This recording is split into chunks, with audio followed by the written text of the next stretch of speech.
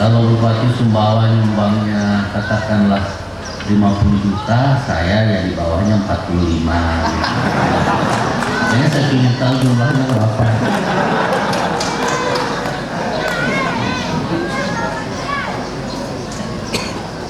Nah, ini ada Pak Kiai Muhammad Nur, pimpinan pondok pesantren di Aimal, Lombok Timur. Ya, Anda Ustaz.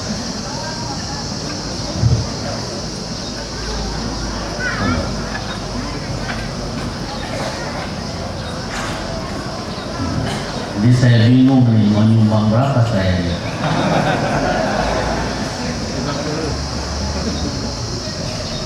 Kalau sumbangan Bupati Sumbawa 100 juta, saya bisa nyumbang 75 juta. Jadi saya, cuman karena saya tidak tahu, jadi saya bebas menyumbang berapa saja. Tapi kalau orang bertanya, itu Ustaz Zul itu nyumbang sebagai apa? Kalau sebagai Bupati Sumbawa Barat, enggak relevan nyumbang di sini. Kalau sebagai calon gubernur mungkin bisa.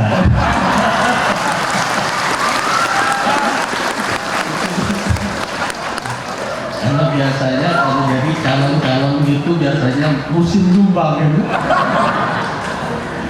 Itu kalau musim pemilu Pak, orang yang tidak biasa senyum belajar senyum. Musim pemilu. Ya saya nggak usah tahu berapa, tapi saya ingin sumbang masjid ini karena kayaknya masih butuh semen Pak ya, masih butuh. Saya ingin sumbang 1000 sak semen.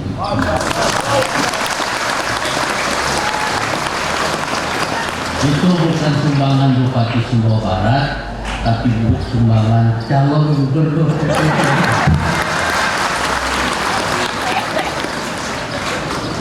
Ikhlas dan tidak ikhlas itu tipis ya. Seperti ini. Ini telapak tangan yang bagian dalam, ini telapak tangan yang bagian luar.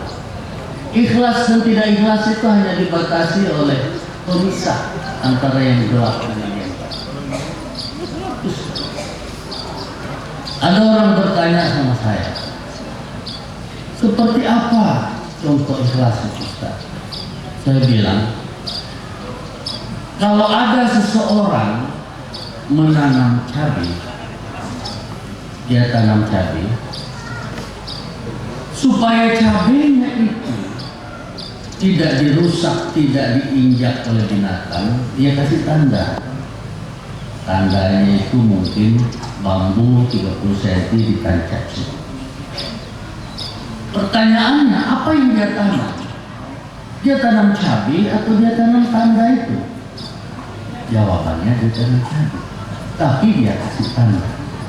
Jadi kalau ada seorang guru ngaji, seorang penceramah, habis ceramah dia dikasih amplop, jangan bilang dia tidak ikhlas. Karena amplop yang diterima itu hanya sekedar tanda bahwa dia melakukan sesuatu. Berceramahnya tetap ikhlas karena ikhlas itu di dalam hati. Tapi ketika dia menerima sedikit uang transportasi, itu adalah tanda. Seperti ketika menancapkan bambu di samping tanaman cabai.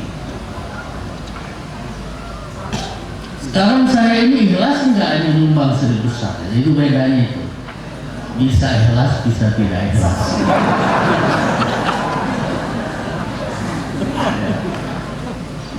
Bapak-bapak dan ibu, kenapa kita mulai dari masjid?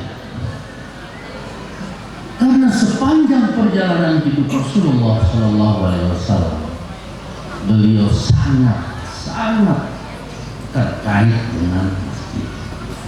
Lihatlah tahun beliau dilahirkan, namanya Amul Fil, tahun gajah. Kenapa disebut tahun gajah? Karena pada tahun itu ada pasukan Abraha dari Yaman ingin menghancurkan Ka'bah. Apa Ka'bah itu? Ka'bah itu adalah Baitullah. di Masjidil Haram.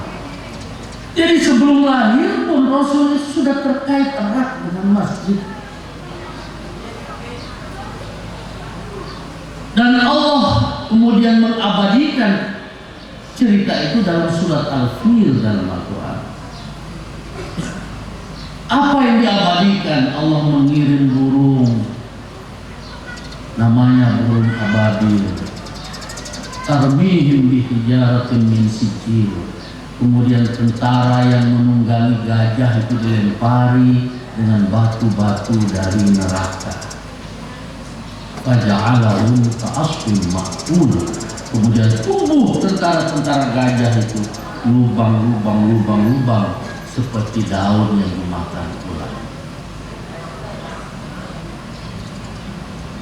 Ini sejarah yang orang boleh berkata, mana mungkin ada burung membawa batu dari neraka? Tidak ada yang mustahil. Apakah kisah-kisah semacam itu masih bisa terjadi sampai hari ini? Bisa.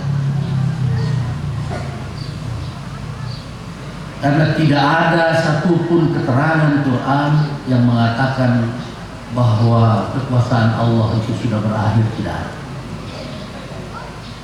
Bahwa kun fayakunnya Allah itu sudah tidak berlaku. Tidak ada. Tidak ada.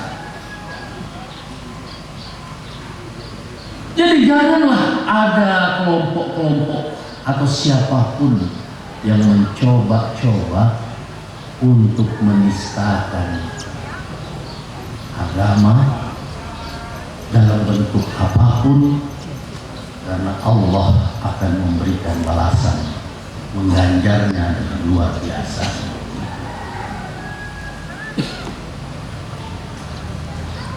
Ini iman kita kepada Allah Subhanahu wa Ta'ala.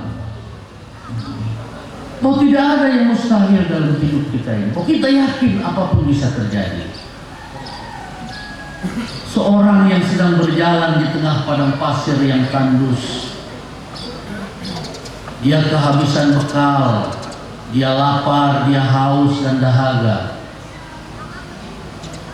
Perjalanannya masih jauh, belum terlihat kemana dia mau pergi. Lantas dia berdoa kepada Allah. Dia berkata dalam doanya, ya Tuhan, ya Allah, turunkan makanan kepadaku dan turunkan minuman kepadaku.